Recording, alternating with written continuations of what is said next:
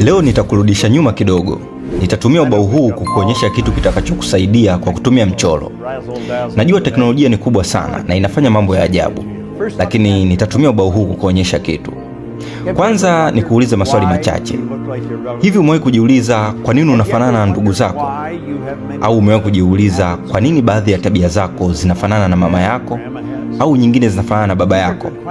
Haya ni maswali muhimu sana ya kujiuliza. Hivi umewahi kujiuliza kwa nini mara nyingi huwa unapata matokeo yale yale?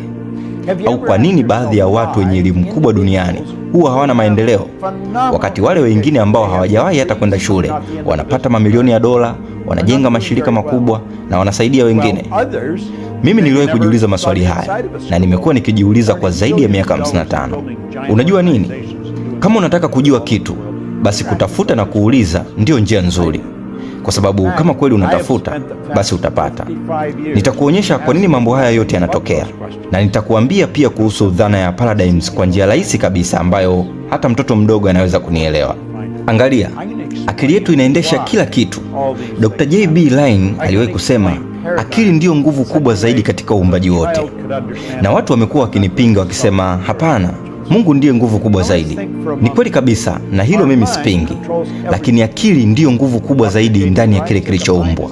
Mungu anapoumba, basi akili ndiyo uumbaji wenyewe. God is the greatest power. God is the greatest power. The mind is the greatest power in all of creation. God being the creator, mind is the creation. Now, let this here represent. Ngoja tuashumu akili yako ya chini, subconscious mind, iwakilishwe na umbo hili. Alafu hili umbo jingine liwakilishe mwili wako. Do you know your subconscious mind is programmed with something called a paradigm?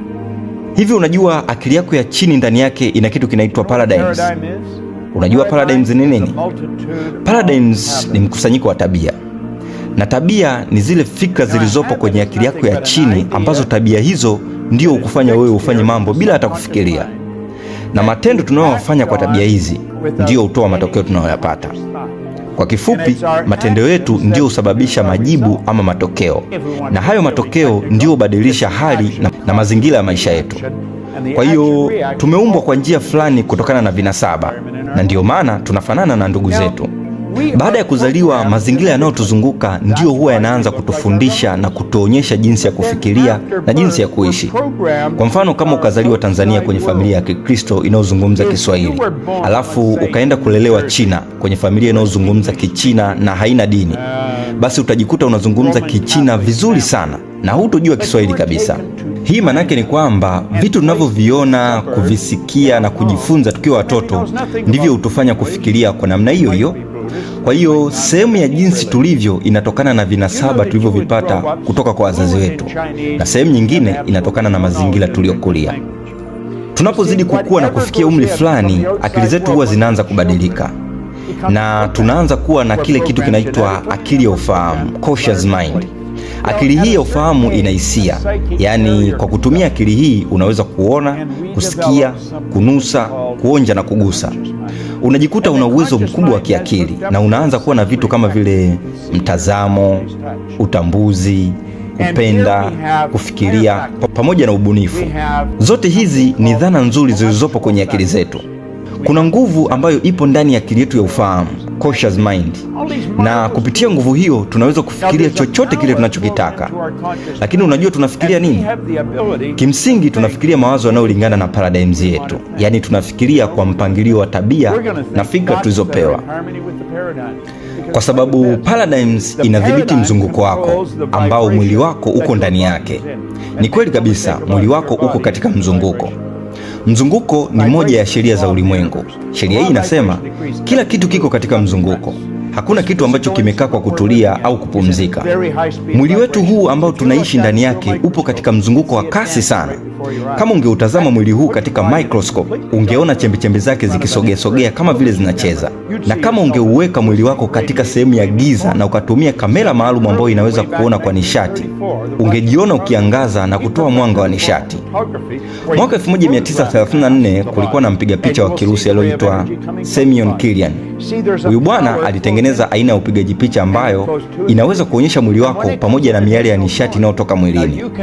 Hii inaonyesha kuwa kuna nguvu ndani yako ambayo inapita katika mwili wako, ingawa nguvu hii haina sura wala umbo.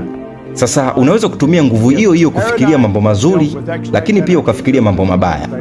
Na mara nyingi huwa tunafikiria kwa namna inayoendana na paradigms yetu, yani jinsi tulivyozoea kufikiria na jinsi tulivyozoea kuishi. Unajua kwa nini? Kwa sababu mawazo yako yanategemeana na paradigms yako, yani jinsi ulivyozoea kufikiria.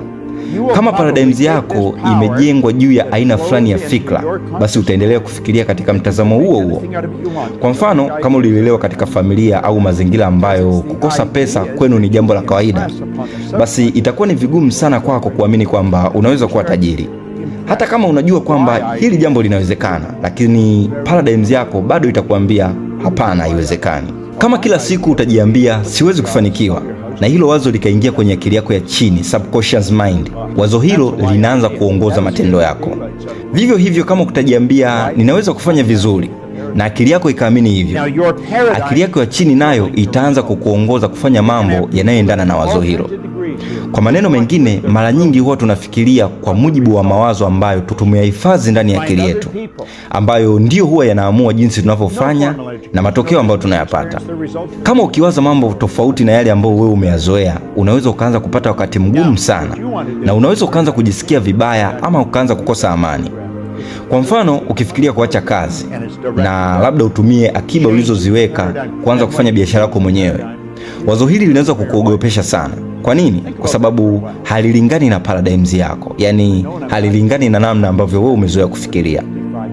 Kwa ufupi, paradigms yako ndio inaamua matokeo unayopata katika maisha yako. Unaweza kukutana na watu waliosoma sana na wana elimu kubwa, lakini mafanikio yao yasilingane kabisa na elimu zao.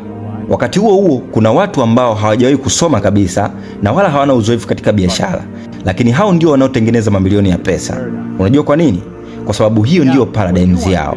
Yani hivyo ndivyo ambavyo wamezoea kufikiria na kuamini kuhusu maisha. Kitu cha muhimu cha kujua ni kwamba unahitaji kujifunza jinsi ya kubadilisha paradigms yako. Na ukifanya hivyo, utaona maisha yako yote yakibadilika. Ninajua ninachokizungumza. Nina uzoefu wa zaidi ya miaka 55. Nimefundisha watu mbalimbali duniani kote. Nimefundisha katika nchi zaidi ya 100. Dhana hii inafanya kazi kama vile uchawi. Unajua kwa nini? Kwa sababu ulimwengu mzima unafanya kazi kwa sheria, na sisi pia tunahitaji kufanya vivyo hivyo. Naitwa Bob Proctor. Asante sana.